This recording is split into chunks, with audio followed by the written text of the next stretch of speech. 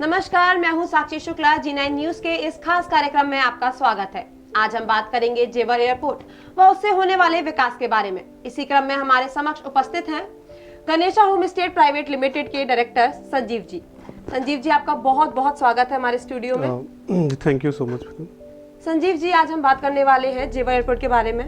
जी। तो अगर जेवर एयरपोर्ट को देखा जाए तो जेवर एयरपोर्ट की तस्वीर अगर हम देखें तो उत्तर प्रदेश में, पूर्वी उत्तर प्रदेश में पहले से ही 3 एयरपोर्ट ऐसे हैं जो सुचारू रूप से चालू हैं। ठीक है, Lucknow airport, Banaras international airport, Kushinagar airport, वहीं अयोध्या एयरपोर्ट अंडर कंस्ट्रक्शन है। जी। जेवर एयरपोर्ट बनने के बाद ये उत्तर प्रदेश ऐसा पहला राज्य होगा जहाँ पे 5 अंतर्राष्ट्रीय एयरपोर्ट होंगे। अगर उत्तर प्रदेश की तस्वीर देखें तो पश्चिमी उत्तर प्रदेश का ये पहला एयरपोर्ट होगा। तो ऐसे में ये कितने अलग ढंग से पश्चिमी उत्तर प्रदेश की तस्वीर को बदलेगा? जेवर एयरपोर्ट जब नाम आता है तो एक साथ में बहुत सारे जो एयरपोर्ट बने हुए हैं हमारे इंडिया में, यूपी से नहीं, यूपी से बाहर भी हमारे दिल्ली में बना हुआ है।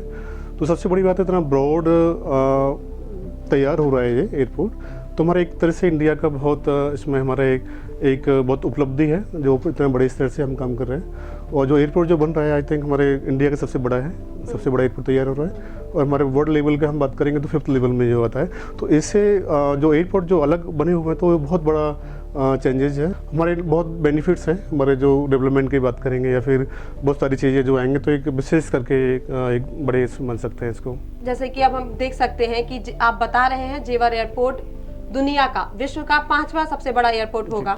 ऐसे में यहाँ के लोगों को, उत्तर प्रदेश के लोगों को, खासकर पश्चिमी उत्तर प्रदेश के लोगों को ये किस तरह से रोजगार प्रदान करेगा? रोजगार की हम बात करें, ये एयरपोर्ट जो बन रहा है मेनली जो फार्मर्स हैं, जो लैंड हैं, तो उनको तो बेसिकली बहुत ज़्यादा बेनिफिट्स हुआ है।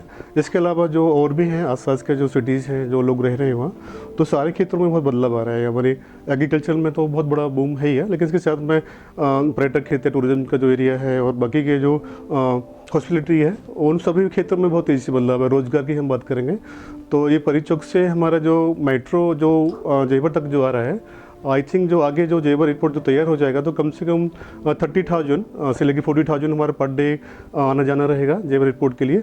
तो वहाँ से इतने जो तादाद में लोग वहाँ जेवर आएंगे तो उससे बहुत बड़ा रोजगार है, या फिर जो भी सेगमेंट जो रहेगा, हॉस्पिटलिटी की बात करते हैं, मेडिसिन की बात करते हैं, उस सब में विशेष उछाल जो आएगा आगे चल के। आपने एक शब्द का जिक्र किया, टूरिज्म। मथुरा और आगरा से सटा ये एयरपोर्ट होगा। आसपास के इलाके जो भी क्षेत्र हैं आसपास के, तो आगरा में पहले से ही टूरिज्म काफी अच्छा खासा है। कान्हा की नगरी मथुरा में भी लोग आते हैं, घूमते हैं। तो जेवर एयरपोर्ट पे किस तरीके से टूरिज्म देखने को मिलेगा? हाँ, टूरिज्म तो जब जेवर में इतना गैदरिंग जो होगी तो टूरिज्म को ऑल ओवर इंडिया से, ऑल ओवर वर्ल्ड से जो लोग वहाँ आएंगे तो टूरिज्म में बहुत बड़ा एक उछाल जो रहेगा। और अभी जैसे हमारे वृंदावन पड़ता है, हमारा 70 km जो वृंदावन का एरिया है, तो हमारे वृंदावन तक में बहुत तेज़ी से जो पर्यटक में उछाल आएगा उससे। दूसरा कि मेट्रो से बहुत एक आसान जेवर तक जो हो रहा है, और जेवर के बाद में जो वृंदावन के लिए जो आता है तो उससे हमारे वृंदावन तक के क्षेत्र में बहुत बड़ा एक बदलाव आएगा। वृंदावन है या फिर आगरे की हम बात करेंगे तो ये पूरा एक एरिया है जेवर के अलावा जो सभी में एक बहुत बड़ा बूम रहेगा टूरिज्म के। हाँ, कहा भी जा रहा है कि दूसरा वृंदावन इसको कहा जाएगा, ऐसा भी चर्चा में आया है। व्यापार पर क्या प्रभाव पड़ेगा या इंपोर्ट एक्सपोर्ट पर क्या प्रभाव पड़ेगा? इंपोर्ट एक्सपोर्ट की हम बात करेंगे तो व्यापारिक जहाँ लोगों की गैदरिंग ज़्यादा होती है तो उसी से हमें लगा सकते हैं कि जहाँ गैदरिंग भीड़ भाड़ है तो वहाँ सभी क्षेत्रों में इंपोर्ट है, एक्सपोर्ट करना है या फिर इंपोर्ट करना है, तो वहाँ बहुत तेज़ी से बहुत ज़्यादा मात्रा में यह होने वाला है। और आगे के कुछ साल में जो चीज़ें जो हो रही हैं, अभी तक जो हुई हैं, आगे होंगी, तो ऐसा मान सकते हैं कि जो इंपोर्ट और एक्सपोर्ट के मामले में हमारे इंडिया का सबसे बड़ा क्षेत्र रहेगा ये। अगर बड़े व्यापारियों की बात करें तो वो कहीं भी निवेश कर सकते हैं, लेकिन अगर हम एमएसएमई सेक्टर को देखें तो उनका निवेश का क्या रहेगा? आप इसको थोड़ा सा विस्तार में बताइए, उनके लिए क्या फायदा होगा इस एयरपोर्ट से? एमएसएमई की देखा जाए तो वहाँ डिपेंड करता है कि वहाँ जो बदलाव जो हो रहे हैं वो किस तरह से चीज़ें जो हो रही है। जेवर में जब भी जाना होता है या 1-2 महीने में जो विजिट होती है तो वहाँ बहुत सारे बदलाव हो जाते हैं। मेनली हमारे इंडिया में किसी भी क्षेत्र की हम बात करेंगे तो धीरे धीरे चीज़ें बाहर निकल के आती हैं, लेकिन जेवर के मामले में बहुत डिफरेंट है।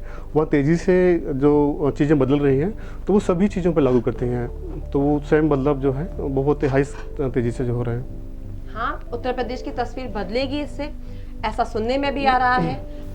इससे पहले जेवर का नाम ऐसा कुछ चर्चा में नहीं रहा, कभी सुनने को नहीं मिला, प्रधानमंत्री का दौरा देखने को नहीं मिला, मुख्यमंत्री का दौरा देखने को नहीं मिला। पिछले 1 महीने में प्रधानमंत्री ने जेवर एयरपोर्ट का शिलान्यास किया, मुख्यमंत्री भी यहाँ आए। ऐसे में ये कितनी तस्वीर बदलेगा उत्तर प्रदेश की?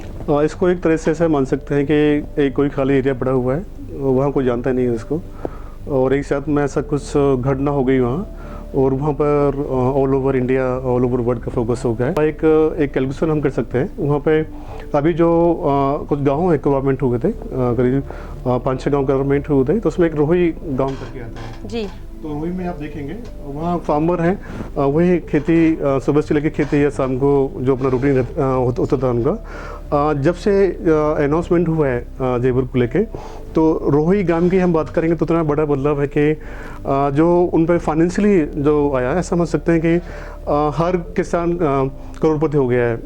तो अभी रोही में मेरी विजिट थी, मैं गया था वहाँ, तो यू कांट बिलीव, हाँ 70% लोगों पर अपना व्हीकल हो गया, 4 व्हीलर लेके आए वो।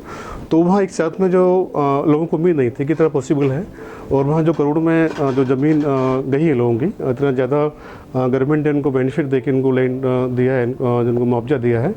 तो उसी का कारण है कि गाँव में पूरा बदलाव आ गया है। वहाँ बात करेंगे उसका रहन सहन की, वहाँ मकान है, जो लोग रह रहे हैं, व्हीकल हैं, इवन गाड़ियों, वहाँ लोगों पे इवन साइकिल मेनली जो होती थी, आज वहाँ 4 व्हीलर्स लोग हो गए हैं। और 4 व्हीलर्स के अलावा वहाँ बहुत सारे क्षेत्रों में देखेंगे, वहाँ मकान बहुत अच्छे बनने लगे हैं, रहन सहन बहुत अच्छा हो गया उनका, फाइनेंशियली बहुत ग्रोथ जो हो गया, जो गांव का विकास पहुंचा है, बहुत ज़्यादा हो गया है। लोग इतना इंटरेस्टेड क्यों है जेवर में इन्वेस्टमेंट करने के लिए? हाँ, ये बहुत बड़ी बात है कि जेवर में ही क्यों, बाकी का प्रॉपर्टी सब जगह होती है, तो जेवर में ऐसा क्या खास है। जेवर में जो चीज़ें हो रही हैं, आप ऐसा मान सकते हैं कि जेवर जितना रियल एस्टेट में कहीं भी बूम नहीं है। जो कुछ सालों में जो फार्मर की लैंड थी, 5-6 लाख रुपए बीघा, जो छोटा बीघा है वो 1000 स्क्वायर यार्ड का जो बीघा छोटा बीघा होता है, तो मेनली जो रेटेज थे वहाँ 5 से लेकर 6 लाख थे, जो फार्मर्स के जो अक्वायरमेंट जो अनाउंसमेंट से पहले। अभी आप देखेंगे उसका 35, 40, 50 हज़ार में भी फार्मर अबॉर्ड कर रहे हैं, उनको नहीं दे रहे हैं, यानी बहुत तेज़ी से रेट ग्रोथ हुआ है। और वही चीज़ लागू होती है कि कोई छोटा टुकड़ा लेता है। अभी से इवन 2024 में फ्लाइट उड़नी है पहली, तो अभी जो पोजीशन है रियल एस्टेट के मामले में, तो आगे चीज़ क्या होने वाली है, तो आगे यही रहेगा कि जो भी वहाँ कोई छोटा बड़ा कोई इन्वेस्टमेंट करता है, तो वहाँ से सबको रहते हैं कि डबल कितने टाइम में हो जाएगा। तो ये एक हाईएस्ट या फिर रिटर्नेबल एक मान सकते हैं कि एक एरिया है, तो वहाँ से बहुत जल्दी से डबल की पॉसिबिलिटी यहाँ पर है, अकॉर्डिंग किसी भी क्षेत्र के मुकाबले। अब तक हमने आपसे काफी सवाल पूछे, लेकिन आप इसके अलावा कुछ हमारे दर्शकों को बताना चाहेंगे? हाँ बिल्कुल, ये मानिए कि हमारे यूपी से हैं, तो ये हमारा सौभाग्य है कि जेवर एयरपोर्ट जो बन रहा है हमारे यूपी से है, तो इसमें हमारे लिए वृंदावन है, दूर नहीं है, 70 किलोमीटर वृंदावन है यहाँ से।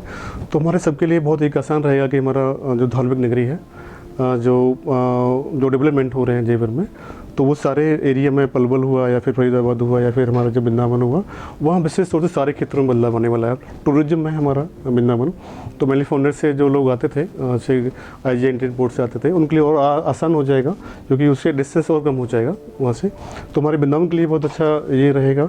दूसरा है कि आजकल जो जेवर में लोग इतना ज़्यादा ध्यान केंद्रित हो रहे हैं, वहाँ लोग जा रहे हैं, तो ये भी हमारे लिए बहुत बड़ा प्रबल है कि आप ऐसा मान सकते हैं कि फॉरेनर्स ने भी इतना रियल एस्टेट में इन्वेस्ट किया है वहाँ। और मेनली हमारा बहुत इतना जो अभी तक रिकॉर्ड है, जो अभी रजिस्ट्री जो सबसे कॉस्टली हुई है, जो जेवर का ही एक रिकॉर्ड है, जो इतना मात्रा में स्टाम्प दिया है, तो इससे बहुत सारे जो फॉरेनर्स हैं या फिर बाहर से हैं जो इन्वेस्टमेंट कर रहे हैं। और प्रॉपर्टी की हम बात करें तो जेवर में आज जो चीज़ें हो रही है, जो लोगों के लिए बहुत अच्छा मौका है, जो हमारे इंडियंस हैं या फॉरेनर्स हैं जो इन्वेस्टमेंट कर रहे हैं, जो एक चाहते हैं कि सेफ माहौल में हम निवेश करें और उसको कुछ टाइम बाद उसको अच्छे से हम ग्रोथ करें, तो ये बहुत अच्छा है जेवर में जो हमें मौका मिल रहा है शायद। और दूसरा है कि सारे क्षेत्र में जो डेवलपमेंट जो हो रहा है हॉस्पिटलिटी के मैटर में और टूरिज्म के मैटर में, तो एक बहुत बड़ा एक हैपनिंग ऐसी हो रही है जो वर्ल्ड लेवल की जो हमें मिल रही है, और इससे सबके लिए आसान रहेगा आगे चल के। दर्शकों, हमारे साथ थे संजीव जी। संजीव जी, आपका हमें समय देने के लिए बहुत बहुत शुक्रिया जी, थैंक यू। तो दर्शकों, ये था जेवर एयरपोर्ट। ये उत्तर प्रदेश की जनता के लिए एक वरदान साबित होगा। इसी क्रम में हम आपको आगे भी काफी चीजों से अवगत कराते रहेंगे। अभी के लिए फिलहाल इतना ही, मुझे दीजिए इजाजत।